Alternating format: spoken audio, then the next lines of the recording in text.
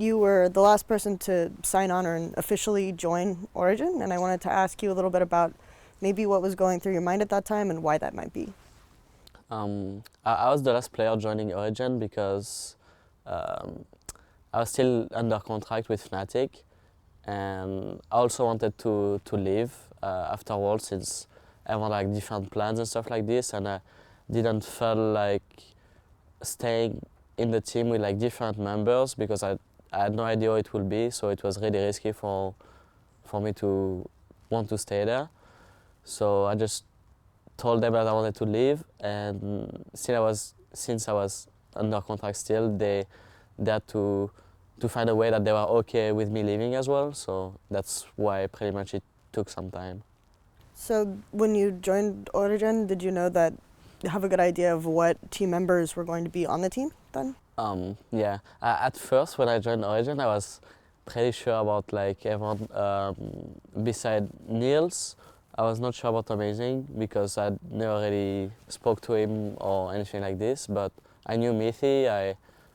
I met him like quite a bit of time and I spoke to him some time to time. So I knew Mithi and Peke, and yeah, Niels, I got to know him like when Mithi started playing with him because they practiced a lot together before joining Origin actually. And Amazing is pretty much the same. I just got to know him as soon as we started playing like a few games and stuff like that. So was it important to you that you knew the roster then? Because you said that the Fnatic, you were kind of questioning what the team would be like. Yeah, I mean, everyone didn't really know about Fnatic, like, oh, it will be, if it will be a good team, if it will be a bad team, an okay team. Like, no one really knew, like, oh, it will be. In the end, it was, they did really good. But yeah, I think it's important for me that I know the players because I don't want to be in a team where I'll be like under contract for like 1 year or something like this, and it happens that I really don't like the team environment, or I don't like the players, so it would be, I would feel really down playing like one season of LCS in a team that I don't like playing with. And I wanted to ask also a little bit about Origin's approach to this season, because every time I've talked to you or someone else on your team, you've always said, we set this baseline expectation and then we exceeded it. Whereas if you talk to other teams, a lot of teams will say things like, oh, we really set the goal to win. You know, we were going to win Worlds, we were going to win this. Which mentality do you think works best for you personally? And what are some positives of the approach that Origin took? I think it depends about the players, like how they feel. If everyone in the team is fine setting the goal to actually win Worlds or something like this, and everyone like works really hard for it, it's okay. But I think for us, since we're a new team and stuff like this, we wanted to take it like slowly. So we'd rather just like set the goal to do an okay season at LCS and then see, like try to improve and do better next time. So we had like low expectation for like the whole year basically. After we joined LCS, joining LCS was like the biggest and the main goal for us because it was the most important one. And after it was just like kind of bonuses, like being top 2 at LCS and qualifying for Worlds and doing okay / well at Worlds. But yeah, we just prefer to have like low expectation and then feel better if we actually win things. So having exceeded those expectations, do you think that that will make you more inclined to set higher ones next year, or? Yeah, I think in a team, like if you do well for like like let's say 2 LCS season, or like if you do well at Worlds, you always like have better expectation for yourself and for the team overall, and people also have like overall better expectation for you as a team. They want you to do better every single time, but I think it's gonna be hard. Like it's gonna be harder to do better than what we did this year. I think we can maybe do the same or something like this, but it's gonna be really hard because through the years, like competition is getting tougher and tougher. So I think we did really well, and I think we should be happy with what we did. And I don't know about like setting higher expectations for us, but for me, I will just see like how well we can do, and as long as like my main goal is like always to be like top 2 in the LCS season, and then do as well as we can at Worlds. I don't wanna put myself like, yeah, I wanna win Worlds. Obviously, like I would really like to maybe like play the finals for World or something like this, but I don't wanna set this as expectation for my. And talking a little bit about your performance at Worlds and how your team did do, your team seemed to choose to continue to play around Niels, whereas we saw other teams like Edward Gaming that also had a bot-centric focus struggle with trying to make that transition. We're playing this top laner or this type of style. When did Origen decide that they would continue to try to perfect this playstyle, even though the meta seemed to favor carry tops? The meta shifted like just prior to Worlds or something like this, and the thing is we're trying like not during groups we play the same like kind of style and we're okay with it. It was more like after groups we noticed that during scrims that their style was like really good, and it was really hard to play against like a snowbally top laner that will be ahead of me due to like having more waves or having more farm or something like this, because I would just like get dive like really often because I was behind or something like this. So we actually tried to play this in scrims, but it didn't really like connect. It didn't really fit for us to play this kind of style, even though like we don't really have any problem. Like I can play carry top laners and stuff like this. Niels can play Ashe, or he can play CV, or he can play like supportive ADs. We just had like problems playing around me and like make me like sometimes I will get fed or something like this, but it was more about like getting me snowballing the game. Like we will often like take some like small risk or something that I would have to tip in the fight when I will need like 5 minutes of more farm or like just getting one more item, and we'll just like throw the game or something like this.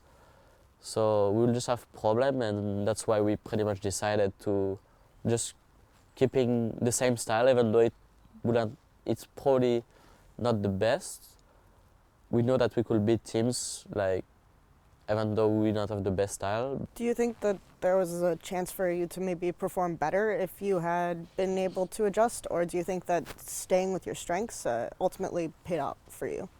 I think I wouldn't have performed better. I would have looked better because I will have get like kills and stuff like this. So I will definitely like look better in terms of the public and stuff like this. But I don't think I will perform better. I think I did well with like the resources I had and things like this. But I would have just looked better. I wouldn't have performed better, I think. It's good that you touch on that, because I kind of feel like when you are playing this AD carry-centric style, it puts a lot of strain on the top lane in particular. So how does the fact that, you know, the enemy jungler is probably going to be on your side and your jungler probably isn't, how does that affect the way that you play going into Worlds? We had some issues with that, like sometimes I wouldn't feel like I will get ganked, but they will force really hard, like just 2 flashes and everything just to try to kill me. So sometimes I wouldn't expect it, sometimes I would. And it's more about like when like there is no top tier 1s and the top lane will just like make a big slow push, and then they will leave their AD carry alone, and support and jungle, they will like probably push out mid, then go top with the big wave and try to dive me. And this will be like not the turning point for like me being behind, kind of, because they will probably try to dive me. Maybe I will die, maybe I will not. And we'll do the same but on bot lane. Like we'll just set up everything for Niels, and that's pretty much it, yeah. So there was actually some criticism of Amazing. He had a pretty good tournament until the semifinal match.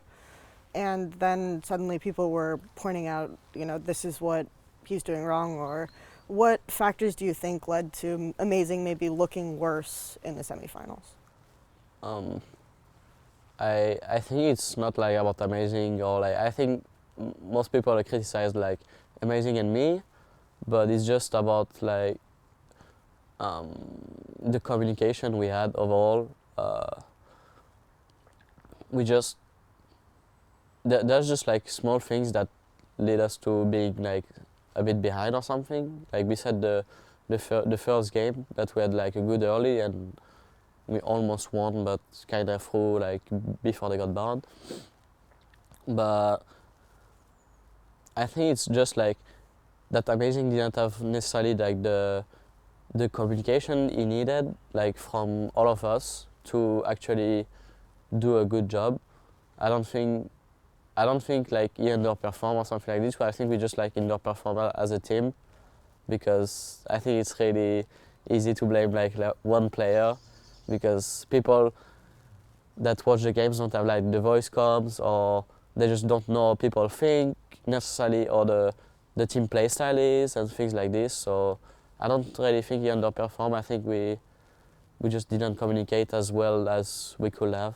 I think that there have been some conceptions in the past where maybe you've played Lulu or something and people are saying, why is he playing Lulu and all these other things, whereas I've always kind of thought that maybe you're playing Lulu because it fits with the team, and I feel like you're able to play like kind of this, if you were a solo queue player, like primarily you'd be the guy who says Phil every game. Yeah, almost. I am. So there you go. But you've also had a large champion pool, so what do you think influenced that? Do you think it was, I can just play a lot of things, so I'm going to take this approach, or my personality is like that, so I'm going to be able to play a lot of different champions? It's just if we talk about solo queue, I don't necessarily like to play the same champion every game. Besides, like during Worlds, I really like to play Riven, for example. So I just like spam a lot of Riven, and it's our champion to be able to play at a good level. So since I like the champion, I play it a lot. But besides like this, I just like to switch quite a bit. I mean, I think I'm 10 times better at playing like a supportive role, and because I think my positioning and the way I play when I play like, for example, Lulu or something like this is like the thing that I'm the best at, in my opinion. So I tend to really like play supportive top laner and yeah, just be like better in team fight than my opponents or something like this. But I can, like, in terms of champion, I can play pretty much a lot of champions. But even though I can play them, it doesn't mean that we can do well because we have to adapt to this kind of play style, and this is the hardest thing. It's not about playing like everyone can play a lot of champions, but you have to play around them and against some kind of champion as well. So it's really hard sometimes for a team to play different kind of style. Going into next year, I don't know how much you've looked at the PB changes and everything else, but it looks like they're trying to make AD carry much more important. Do you think that this top supportive style is something that has to be necessary in that kind of meta? Or can you have a situation where the top laner can also play this carry and the bottom laner can also be very important? I didn't see much of the PvE changes, but I think this was like AD was more for like supportive role. It was like kind of the top lane like 1 year ago when you like play tanks and just farm as much as you can and just be like kind of a split push threat and joining team fights. I think it's important that AD can have like some more be more versatile, if this is correct. Be like can play supportive style but can also play carry style, and it feels like equally good because, for example, this time supportive style AD carry was like a lot better for the meta and the way people played overall. So I think it's important that every role can play different kind of style, like mid, mages, and also assassins, for example, things like this. So you think that in general teams should look for players who are well-rounded rather than extremely good at one specific thing? Yeah, I think it's important that you can play multiple like kind of champion. After it's like the team that have to work to be able to play on this champion and and not have like this one mentality where you have to play this. So I think it's quite important, yeah. Going into next year, you said in the past that you don't necessarily really just enjoy to play the game for the sake of enjoying it, but you know, you're a pro player and you want to win and those sorts of things. Do you think that next year you're going to continue to have a strong mentality in the game? Um, I told PK after Worlds and in Cyanide and Alvar that I will probably like play one more year. I will like play this 2 LCS season, try to get to Worlds, do good at Worlds, and then I will see from there.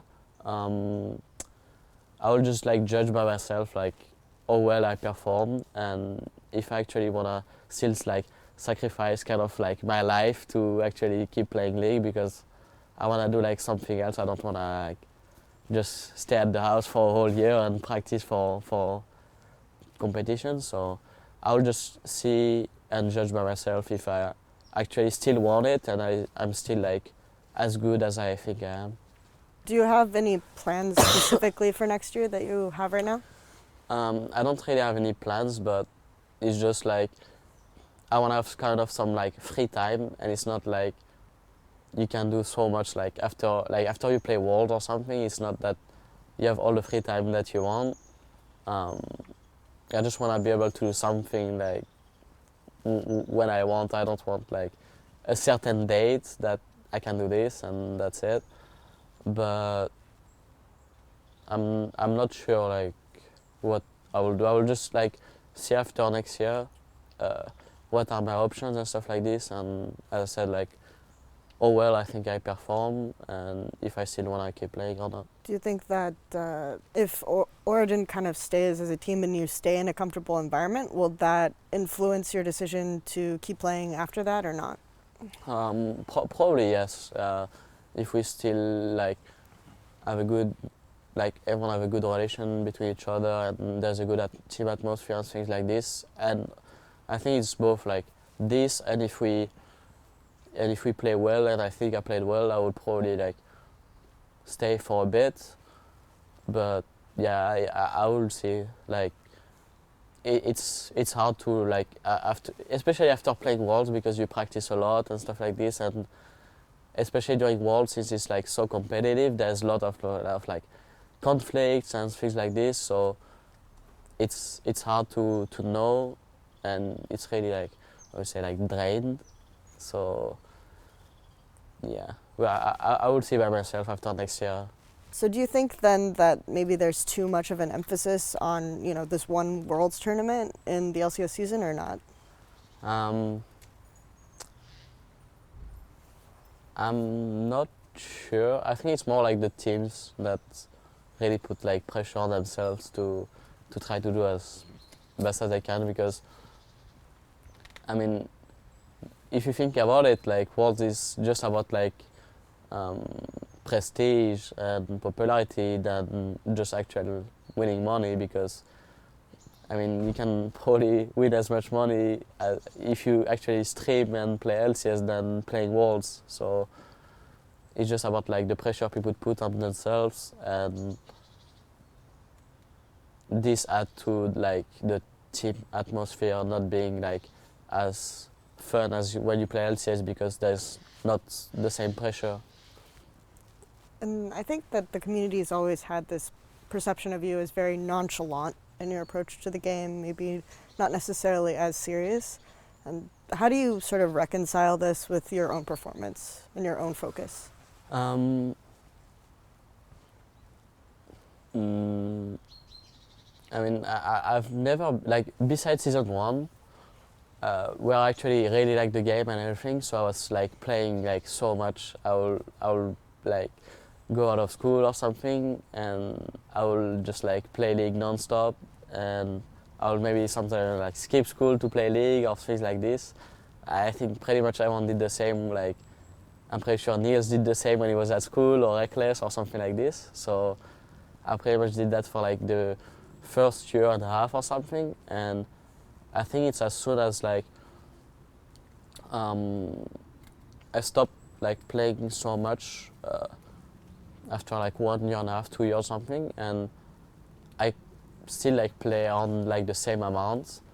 It's just that I really don't like playing solo queue because, as you said, I'm more of like a feel and kind of like team player, if I can say that, and I really don't find these kind of things like team play necessarily in solo queue, so I don't really like playing it because I like to like make some like good moves, like coordination between like my teammates and stuff like this, and this necessarily doesn't happen often in solo queue. It's actually funny because in Korea it's like it happens so often, so I really like to play Korean solo queue because everyone like play together, but in Europe it's really boring, but yeah. Interesting that you think that, so the primary difference, do you think, between Korean and European solo queue is that the Koreans actually take the team mentality into the solo queue experience? I think that's one of the main reasons that Korean like players are so good as playing together in team fights and everything like this. Is if you look at in solo queue, there's so many actions that happens, like people will just like come mid at like 4 or 5 or something, like most likely time 4, or if it's like a dive bottom, they will be like 5 or something like this, and they try to coordinate it, so everyone is like fine doing it or something like this. So I think that's one of the reasons that they have like such a good team play together. Probably like it doesn't like mean everything, but maybe it's like one of the reasons, yeah. Going back to the beginning when I asked you about when you first joined Origen, could you tell me a little bit about your first impressions of each of your teammates? I think I will start from Niels. Niels is like, I thought he was the, I thought and he still is, like he's the same as Rekkles, like he's exact same copy as Rekkles in terms of like mentality towards the game and the person. Like for example, he don't want to try new stuff like in terms of food or something like this. Rekkles is the same. So yeah, this is pretty much like Rekkles. PK, I mean, I know him since like years, so he's just PK, like the PK I know. I think since he started Origen, he's more like laid back, kind of like the same as like Boa changed when he got like new players in Fnatic. He's more like laid back, kind of trying to be like a good role model. PK is more like he's still like more a bit in the fun PK that we know. About Mithi, I kind of knew him, not so much, but he's more not so much of the troll. Like he's really serious when it's about like the team and things like this, but outside of the game he's always like the guy laughing at everything that happens. Like some one of the things might happen and he will just like laugh at it. And amazing is like really serious about like everything. He just likes everything to be on the line, everything to be okay. It can be like about the game, about team, about like the structure, anything. He likes everything to be okay and to be the way he wants it to be. You've had a very long career, as we've already covered. What types of moments make you feel the most rewarded when you're playing professionally? I think the most rewarding moment is the moments that when your team actually, like everyone is like happy after a game. It can be in LCS or anything like this, but when everyone think that the whole team played really well, I think it's probably the best moments. Or beside that, I think the best moments in my career was probably like winning some tournaments like DreamHack, or even though we didn't win it, for example IPL, when we finished second was like really good. It was a really good feeling. Even though we didn't win it, it was like super good tournament for us and it was really good moments. By contrast, what are the hardest moments for you? The hardest moments as a pro is like, it's such like ups and downs, so there's like no middle point. well, as a pro, I think. So I think the most like down moments that I had in my career was probably like after like Worlds or something like this. When you like put so much effort into like practicing for like 2 or 3 months or something like this, you put like all your time into it, practicing with your teammate, making so that everything is good, and in the end it didn't pay off. And on top of that, like people like kind of like blame you or didn't like the performance you had during like Worlds or whatever, and you just feel really down because you put so much effort into it and it didn't get reward. And on top of that, people like don't like you at all, so you just like you just wanna hide and or take a break or something. Thank you very much.